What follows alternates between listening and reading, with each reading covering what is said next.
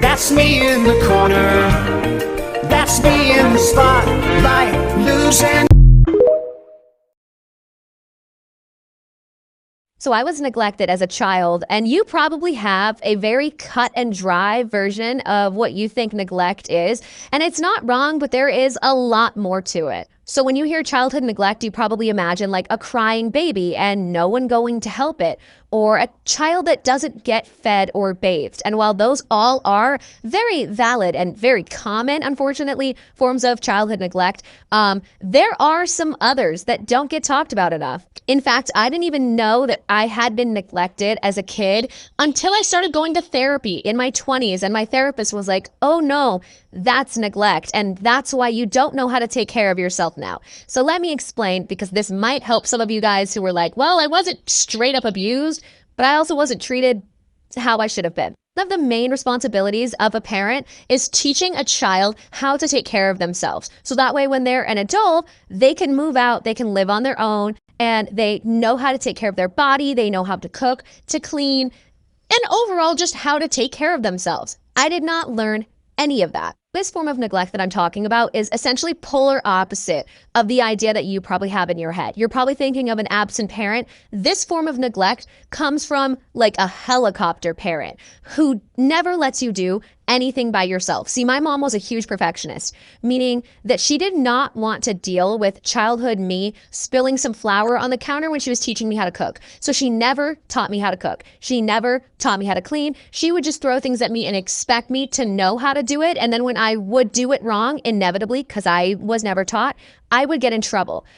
Which obviously put this idea in my head that I wasn't good enough to do it on my own.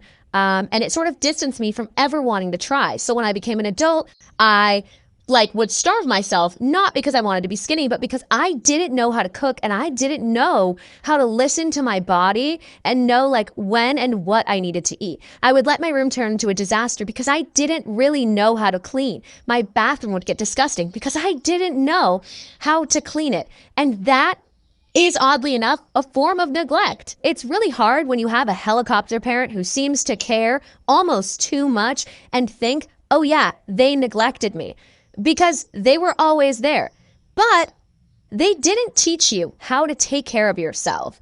And that is neglecting one of their top priorities as a parent. So yeah, if your parents were always there, but now you're an adult and you have no idea how to take care of yourself, don't feel guilty. It's not your fault. It was your parents' responsibility to teach you how to take care of yourself, and they didn't, and that's on them.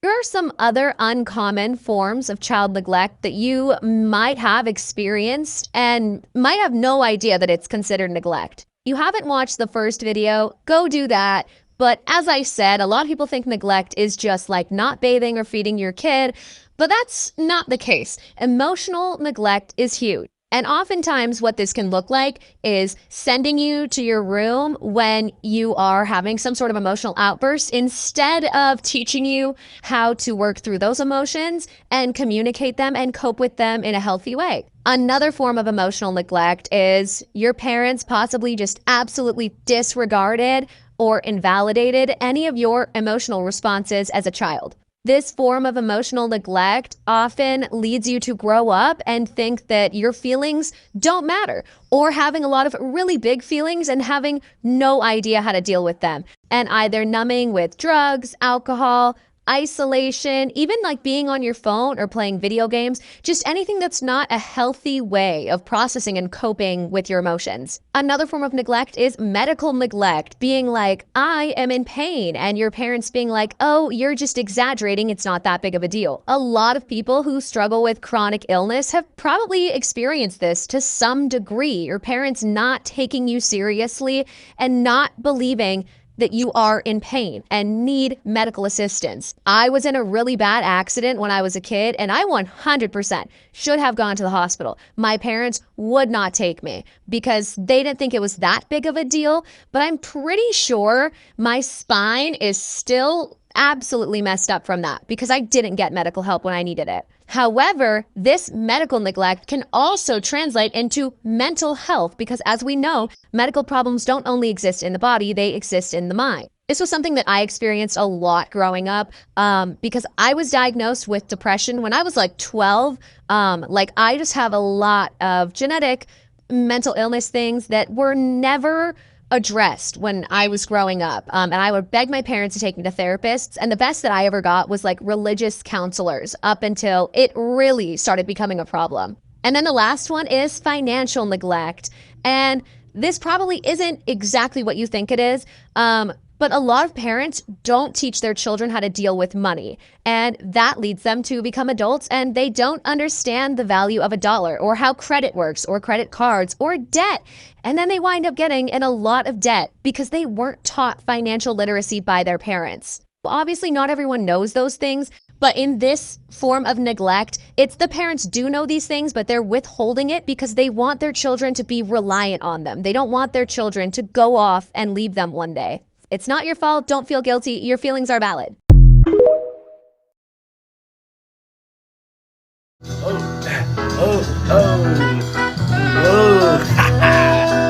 Hey!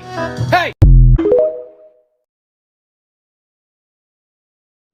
Hey, I want to hang out with you. Cool. When do you want to hang out? How about tomorrow at this time? Sounds good to me. Hey, it's tomorrow at this time. Are we still hanging out? I'm sorry, I think I'm gonna have to cancel. Maybe this weekend. Okay, I can do this weekend. Just please let me know ahead of time. Hey, so I might have plans this weekend. Okay. So are we still hanging out, or? I told you I have plans. No, you said you might have plans, and then you never said anything. Well, now I have plans. Congrats! Communicate better next time. Look, this is just my opinion, but I think you should get out of your comfort zone more. Maybe you should make the zone a bit more comfortable. What? Why is it always my responsibility to fight through something that I don't want to do? Like, why can't I just say no to something simply because I don't want to do it? How about we do things that I enjoy instead of worrying about what other people think I should be doing? If they didn't want other people to know about it, then they shouldn't have done it. They had the audacity to hurt you, so you have the right to tell your story. Good girl in a straw hat with her arms out in a cornfield. That is a scarecrow.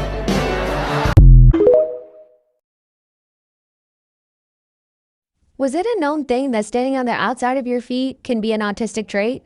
Like, I know toe walking is a common autistic trait, and I don't do that, but I just saw an article saying how standing on the edge, like the outside of your feet, is also an autistic trait, and it's called foot supination.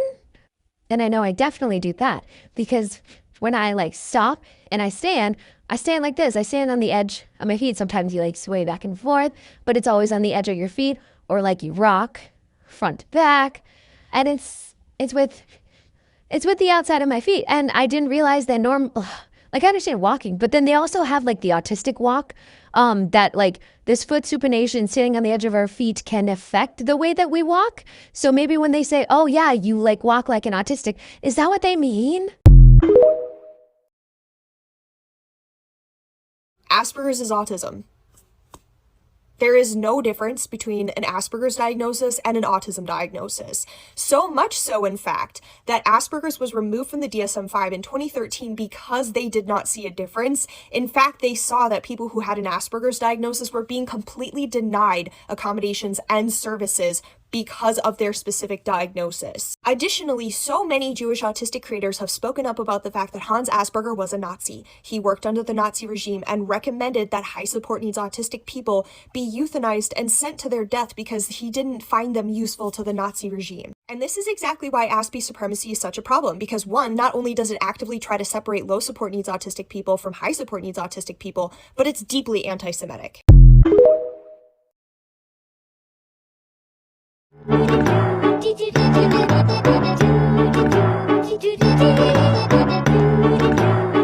Here's a sign of autism that you didn't know about. Being awesome and funny, and having a massive wiener.